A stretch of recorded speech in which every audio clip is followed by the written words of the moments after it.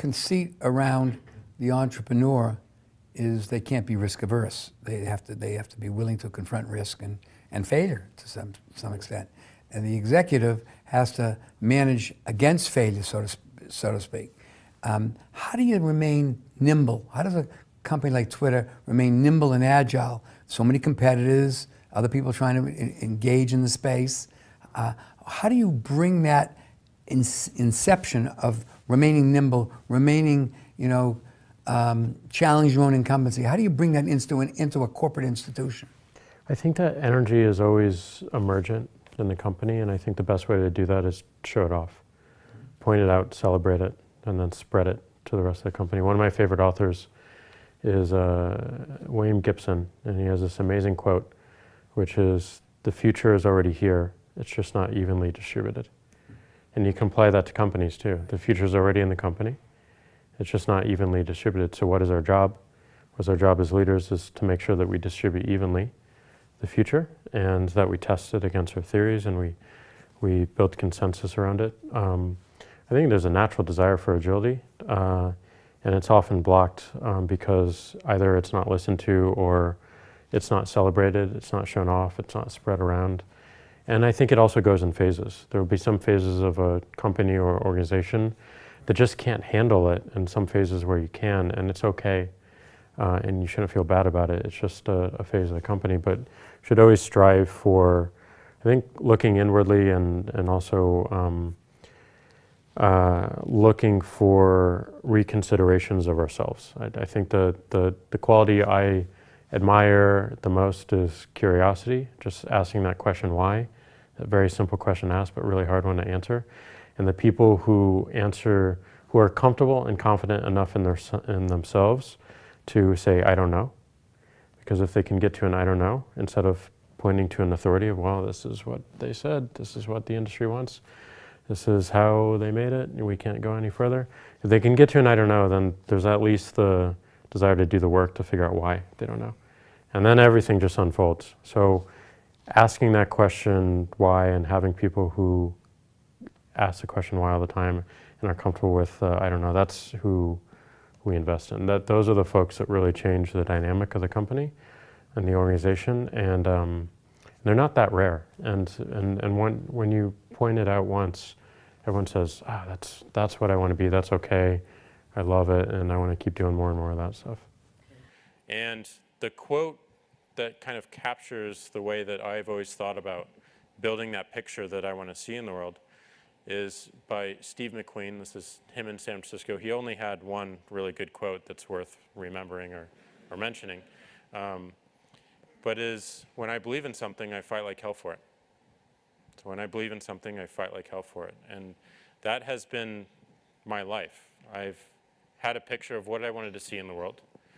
And I did whatever it took to make sure that it succeeded, to make sure that it thrived in the case of both companies. Twitter started because I had this fascination with cities. I had this obsession with what was happening around the street corners in St. Louis, Missouri that I wasn't present at. And I had this obsession because my parents had always lived in the city. They had a police scanner. I could hear the police cars and the fire trucks and the ambulances roam around my city. And my parents bought a Macintosh in 1984 when I was 8 years old, and I was blown away by that. And I decided that if I really wanted to see what was happening in the city, I needed to make these maps that I was obsessed with move around. And I could do that with a computer. So therefore, I had to learn how to program.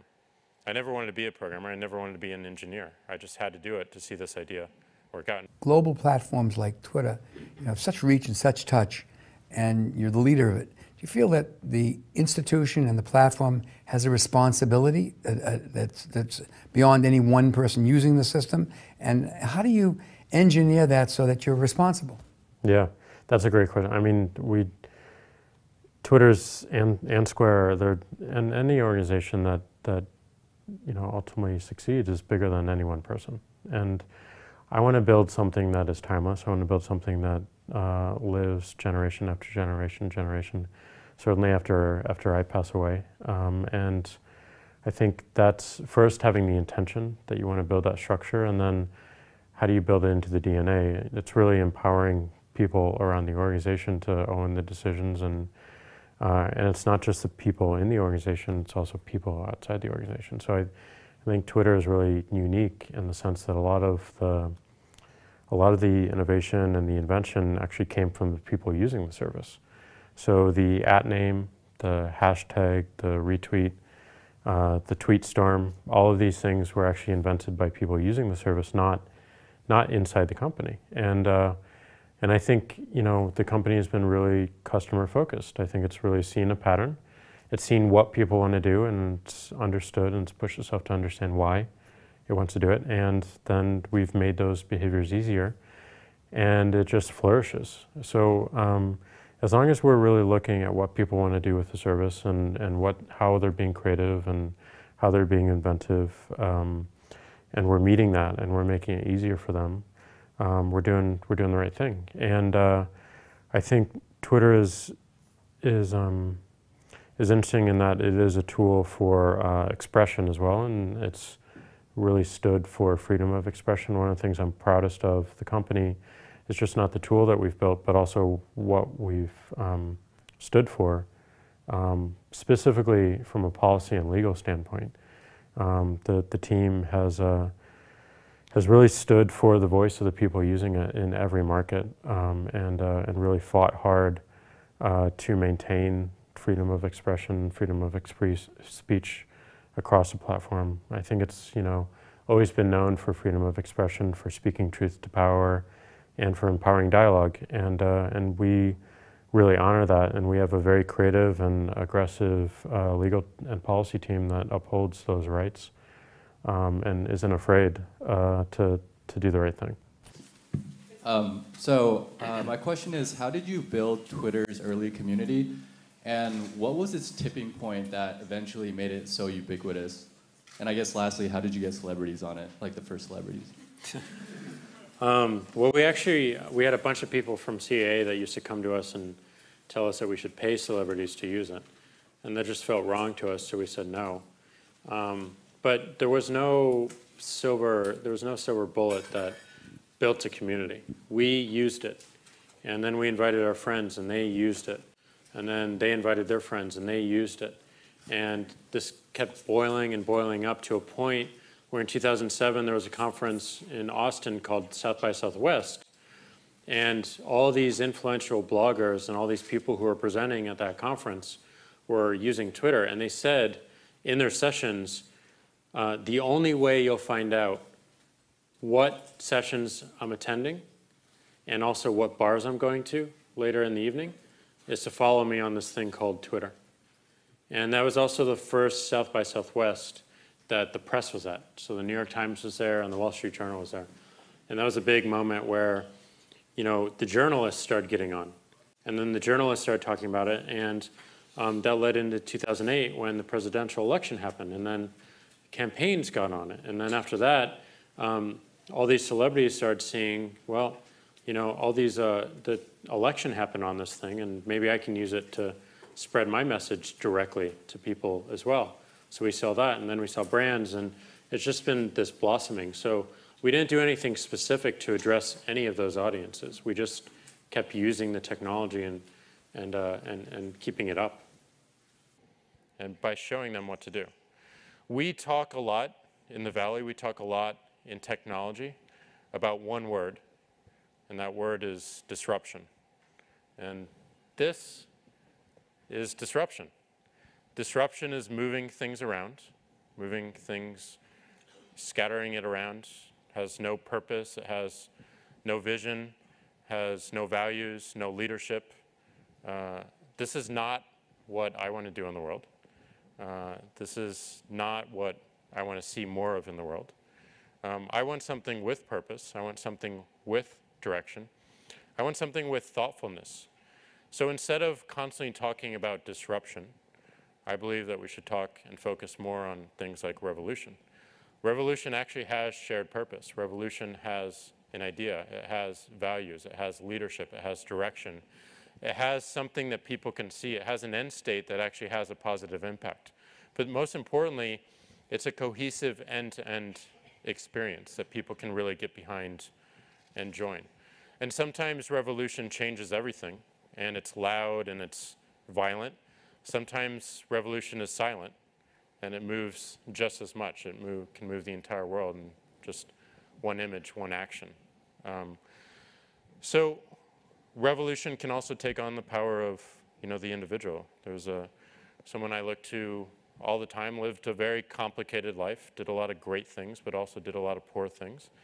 But a very simple action of collecting salt created a revolution in the country that actually brought India back, inspired people to take their own steps, inspired people to think in their own way and to really question everything that was going on around them in the Dropout League.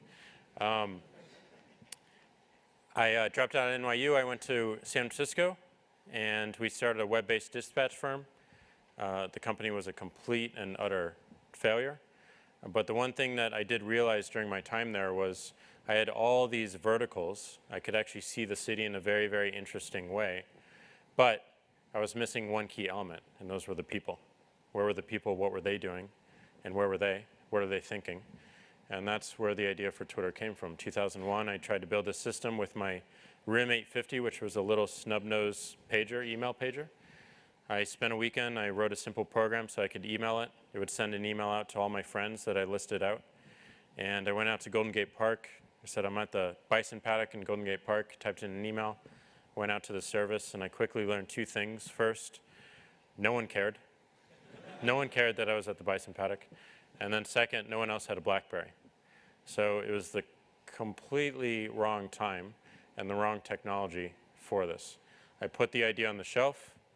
In 2006, 2005, 2006, SMS got really big in this country because you could send a message from Verizon to Singular, which was the first time you could cross carriers because Singular was GSM, which was what SMS was built off of, and then Verizon was CDMA, and they had no way to talk to each other. But in 2006, you actually could, so it just became huge, even though the rest of the world had it for 10 years and was using it very effectively for 10 years. I just fell in love with the technology. This is a technology that barely works, but it's on every single device. And once I saw that technology, I said, oh, this is the time. I was working at the first company I had to actually write a resume for, which was Odeo, a podcasting company. And I had not a care in the world about podcasting. When I joined the company, I also learned that no one else cared about podcasting at the company. So the company had no direction. It had no passion for what it was doing, but it had an amazing group of people, including my two co-founders. And they had started Blogger before, and they had a sense of what text mediums could do. So I could bring up this idea. It was a very simple idea, and said, can I have 2 weeks to work on it? And they said yes, and we built Twitter in 2 weeks. And the first human-written tweet is inviting coworkers, which was inviting all my coworkers to the system. And then 2 weeks after that, we invited friends. And then invite, and it just has taken off. And then we kept coming up with ideas, and nothing was really sticking. And then he called me in frustration one day and saying, Jack, he's a glass artist. Jack, I just lost a sale because I couldn't accept a credit card. And we both had these phones next to our ears, these iPhones and supercomputers that could do anything right next to our ears. And we wondered, like, why was that so difficult? Why was it so difficult for Jim to accept a credit card? And we took a month, and we figured it out. And that month was the answer to that question, why? And that month was the beginning of Square. And since then, we've realized what we're actually doing, what we're actually building, and it's all around making commerce easy. So with Twitter, we made communication easy. We simplified it down to its base essence. With Square, we want to make commerce just as easy.